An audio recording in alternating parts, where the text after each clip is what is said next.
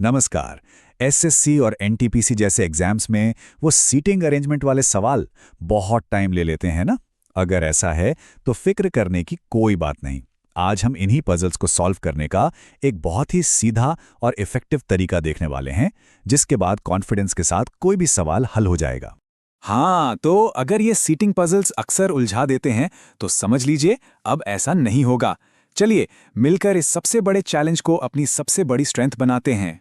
तो हम इसे कैसे करेंगे? देखिए, हम 5 आसान स्टेप्स में आगे बढ़ेंगे। सबसे पहले डायरेक्शन का फंडामेंटल समझेंगे, फिर लीनियर और सर्कुलर दोनों अरेंजमेंट्स को टैकल करना सीखेंगे। इसके बाद लैंग्वेज में छिपे प्रो टिप्स को डिकोड करेंगे और एंड में एक सॉलिड स्ट्रैटेजी बनाएंगे जो हर सवाल में काम आएगी। तो चलिए शुरू करते हैं। Section 1, the foundation, mastering direction. और सच कहूं तो यही सबसे जरूरी रूल है। किसी भी सीटिंग पजल को सॉल्व करने की नींव यहीं से शुरू होती है। तो सबसे पहली और सबसे इंपॉर्टेंट बात, अगर क्वेश्चन में डायरेक्शन मेंशन नहीं है तो क्या करेंगे? सिंपल, हम हमेशा ये मानकर चलेंगे कि हर कोई नॉर्थ फेसिंग है, यानी उत्तर दिशा की ओर देख रहा है। बस ये एक छोटा सा रूल याद रखने से ही कई प्रॉब्लम्स एकदम आसान हो जाती हैं। अच्छा, अब यहाँ एक बहुत इंटरेस्टिंग चीज है। देखिए, जब कोई नॉर्थ की तरफ देख रहा है तो उसका लेफ्ट और राइट एग्जैक्टली हमारे लेफ्ट और राइट जैसा ही होता है, कोई कंफ्यूजन नहीं, सिंपल। लेकिन जैसे ही वो साउथ की तरफ फेस करता है, पूरा खेल ही पलट जाता है। हमारा लेफ्ट उनका राइट बन जाता है और हमारा राइट उनका लेफ्ट। बेसिकली सब उल्टा। इस एक पॉइंट को दिमाग में बिठा लिया तो समझो आधी जंग तो यहीं जीत ली। तो थ्योरी तो हो गई, अब इन रूल्स को एक्शन में देखते हैं। हमारा पहला चैलेंज है लीनियर अरेंजमेंट्स। चलिए एक स्ट्रेट लाइन पजल को स्टेप बाय स्टेप सॉल्व करके देखते हैं। ठीक है, तो मान लीजिए हमारा पहला क्लू है P is to the left of M। तो हम क्या करेंगे? सबसे पहले M को कहीं प्लेस कर देते हैं। अब डायरेक्शन तो नॉर्थ है बाय डिफॉल्ट, तो M का लेफ्ट हमारा लेफ्ट होगा, तो P को M के लेफ्ट में रख दिया। पहला step complete. Next clue, P is to the right of O। अब जरा सोचिए, P को O के राइट में होने के लिए O को P के लेफ्ट में होना पड़ेगा, राइट? मतलब O P के बाईं तरफ बैठेगा। तो अब अरेंजमेंट कैसा दिख रहा है? O, फिर P, फिर M, O, P, M, perfect. चलिए अब आखिरी कुछ क्लूज। पहला, N is to the right of O। ये तो सिंपल है, N को O के राइट में बैठा दिया। और दूसरा, R is to the left of N, तो R को N के लेफ्ट में रख दिया। और बस हमारी लाइन तो कंप्लीट हो गई। तो फाइनल अरेंजमेंट क्या बना? RNOPM। अब सवाल था बीच में कौन है? जवाब बिल्कुल सामने है, O। देखा, स्टेप बाय स्टेप चलने से कितना इजी हो जाता है सब कुछ। लीनियर अरेंजमेंट तो क्लियर हो गया। अब चलते हैं नेक्स्ट लेवल पे, सर्कुलर अरेंजमेंट्स। यहां रूल्स थोड़ा से ट्विस्ट होते हैं, पर लॉजिक वही रहता है। सर्कुलर अरेंजमेंट में जब सब सेंटर की तरफ देख रहे होते हैं तो डायरेक्शन का रूल लीनियर वाले से बिल्कुल उल्टा हो जाता है। इसको बहुत ध्यान से समझना। किसी का लेफ्ट जाना है तो हमें क्लॉकवाइज मतलब घड़ी की दिशा में चलना होगा, और अगर राइट जाना है तो एंटी क्लॉकवाइज यानी घड़ी की उल्टी दिशा में। हाँ, ये सुनने में उल्टा लगता है, पर सर्कुलर पजल्स का सबसे बड़ा सीक्रेट यही है।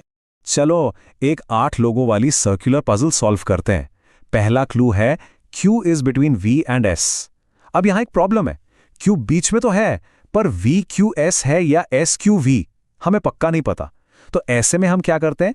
हम इसे एक ब्लॉक की तरह मान लेते हैं और डेफिनेट इंफॉर्मेशन का वेट करते हैं। और ये लीजिए, आ गई definite information. W is third to the left of Q। Left का मतलब क्या था? क्लॉकवाइज। तो Q से क्लॉकवाइज डायरेक्शन में 3 स्पॉट्स काउंट करो और वहां W को प्लेस कर दो। बस इस एक क्लू से हमारी पजल को एक सॉलिड एंकर मिल गया। Next clue, W is second to the right of P। Okay, अब राइट का मतलब एंटी क्लॉकवाइज। तो हमें P को ऐसी जगह रखना है जहां से एंटी क्लॉकवाइज चलने पर W सेकेंड स्पॉट पर आए। थोड़ा बैकवर्ड सोचना पड़ेगा, और ये रही P की जगह। देखा, P की पोजीशन फिक्स हो गई। बस इसी तरह एक एक क्लू जोड़ते जाना है और पूरी पजल सॉल्व हो जाएगी। ऑलराइट, अब तक हमने डायरेक्शन और टाइप्स ऑफ अरेंजमेंट देख लिए। अब बात करते हैं एक प्रो टिप की। ये वो छोटी सी डिटेल है जहां अक्सर लोग गलती करते हैं। एक सिंगल वर्ड और पूरा का पूरा अरेंजमेंट गलत हो सकता है। इस स्लाइड को बहुत ध्यान से देखिए। पजल की लैंग्वेज में 2 तरह के कीवर्ड्स होते हैं। पहले फर्स्ट पर्सन कीवर्ड्स जैसे एंड, बट, वाइल, ये हमेशा सेंटेंस के सब्जेक्ट मतलब पहले पर्सन की बात करते हैं। दूसरे सेकंड पर्सन कीवर्ड्स जैसे हु, हुम, विच ये हमेशा कीवर्ड से ठीक पहले वाले पर्सन को रेफर करते हैं। ये छोटा सा डिफरेंस ही गेम चेंजर है। इसको एक एग्जाम्पल से समझते हैं, तब सब क्लियर हो जाएगा। पहला sentence, A is left of B and right of C। यहां एंड किसको रेफर कर रहा है? पहले पर्सन को यानी A को, तो A C के राइट में है। अरेंजमेंट बना C A B। अब दूसरा सेंटेंस देखो, A is left of B, Who is right of C। यहां Who किसको रेफर कर रहा है?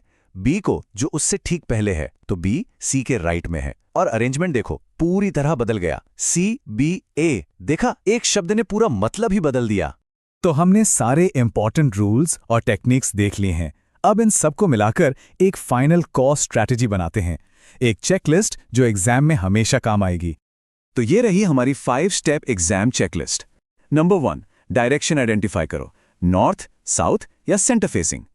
नंबर 2, बेस स्केच करो, लाइन या सर्कल। नंबर 3, हमेशा डेफिनेट इंफॉर्मेशन से स्टार्ट करो।